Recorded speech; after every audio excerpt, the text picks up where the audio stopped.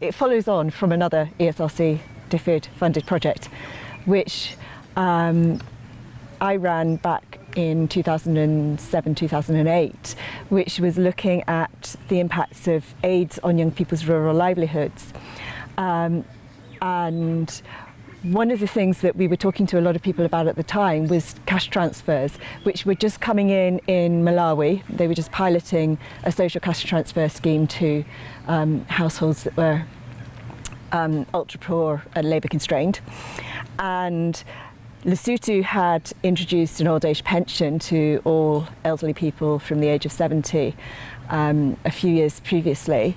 And Lesotho was talking about bringing in a child grant to go to particularly vulnerable children.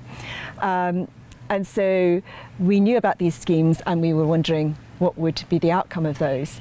Cash transfer schemes are now extremely popular across parts of Africa. They're being introduced in many different countries. And they've been evaluated a great deal in terms of their impacts on those who are seen as the target beneficiaries, so like elderly people, children. But there hasn't been much consideration about how they impact on those who don't fall into those categories. So youth, and also on the sort of intergenerational relations. We know that poverty is produced relationally, it's produced through social relationships, and generational relationships are really important. And youth are an important group, even though they might not be seen as the most vulnerable. So the idea then is to go back to those young people that we were working with back in 2007-8, who at that time were aged between 10 and 24. They're now 8 years older, so they're 18 to 33. Yeah. And so they're now young adults, and we're just interested if their households have received either of these types of cash grants, what are the impacts on them? Are they able to use that money in some way? Are they able to, do their grandparents, for example, give them money from their pensions, or do the young people feel that now they have so few opportunities for jobs or for income generation, and the amount of money that they can generate is really trivial? Do they feel, well, we're still dependent on our households, we still need to sort of be supported by the adults in our house, in our homes, and we don't really have such a role in society? We have from the outset been engaging with policymakers in the area, both in terms of the donors and the NGOs that are involved in encouraging governments to take up particular types of cash transfer scheme. We've just begun the project, so officially it began in October 2015. It's due to run until September 2018, and we really launched the project back in January and February, where we had a meeting. We had meetings in Malawi in January, in Lesotho in February, and we held stakeholder group meetings where we brought together relevant people from NGOs, from government ministries, and from the donor community, from the UN agencies, for example, to talk about the project, to talk about what they saw as its value to them, and to talk about how we might be able to use the project or develop the project in a way that would be able to communicate our findings most effectively to those who would be in a position to make use of it. Thandie actually organised our National Stakeholder Group workshop in Lesotho, so I don't know whether she'd like to say a little bit about who you invited along and how you thought it went. Okay, maybe I'll just say a little bit more about what I thought was the outcome of the whole workshop. In particular, we asked the stakeholders to tell us what they think they could get out of our project, and we were hoping that would help to beef it up. But also we're hoping that in a way we are getting kind of their buy-in, so they feel like they are participating, they are engaged in the process. And then we also asked what they can give to the project.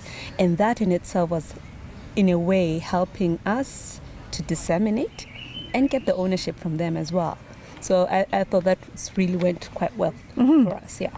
And I think we're going to have a total of 4 meetings with them? Yes, Like, yes. so throughout the whole process of the whole Yeah. project, they'll be engaged. And Yeah. I think with that, we might get a better outcome of the project, really. And the final one of those meetings really is about thinking forward and thinking how can this be used, how do you interpret our findings and how do you relate them to what you're doing, and how do we take it forward, how are you going to take it forward. So what are our hopes for the project and its impact? That's a really difficult question at this stage because we don't know what we're going to find. And I think we need to sort of keep an open mind. We're not doing an evaluation. There have been lots of evaluations already that are specifically geared at looking at this aspect or that aspect. We're looking at the broad impact on generational relationships, also relations of age and gender and how it affects those, the impacts on young people, and until we have some findings, it's really difficult to anticipate what sorts of influence we might want to have. But one thing that we do want to do is to make sure that the influence that we have resonates with the perspectives of the young people who we're doing the research with. I should say we're not just doing it with young people, we're doing it also with some entire households, so that we will be selecting a few households in each of our case study communities and looking at the impacts on everybody, right through from the very elderly to 10-year-olds. So one thing that we will seek to do is to bring together those young people and other participants toward the end of the project to present our findings and our interpretations to them so that they can give us some feedback and they can tell us what they think would be ways of improving these schemes or alternatives to these schemes perhaps. I just think the opportunity of just giving a voice to young people, especially in a society that is very traditional. It's a very traditional society, and the issue of age hierarchy is extremely important. And so when you give young people such an opportunity, it's an empowerment in itself. You allow their perspective into a big project like this. I mean, I think that would make a difference, big difference in their lives going forward. Yeah.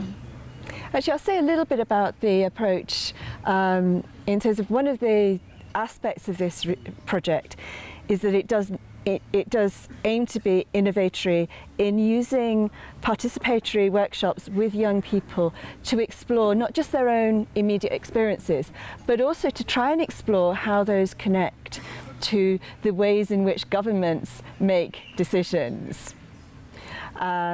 So we actually have a PhD researcher working on the project, Roland, who is going to be doing research looking at the sort of structural aspects behind the design of particular schemes. So we're looking at 3 schemes. We're looking at old age pensions and child grants in Lesotho. We're looking at cash transfers to labour-constrained ultra-poor households in Malawi.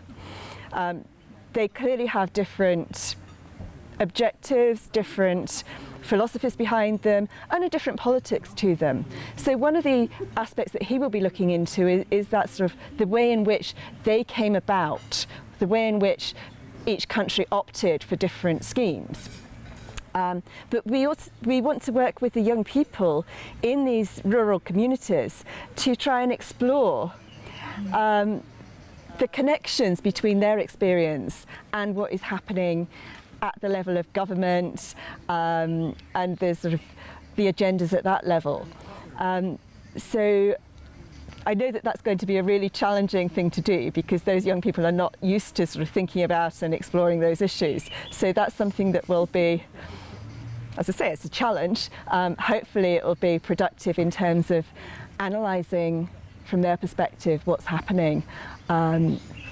And as I said earlier, to move forward or to enable them to make recommendations, but also to speak hopefully directly to government, to those who are involved in the design and implementation of these schemes.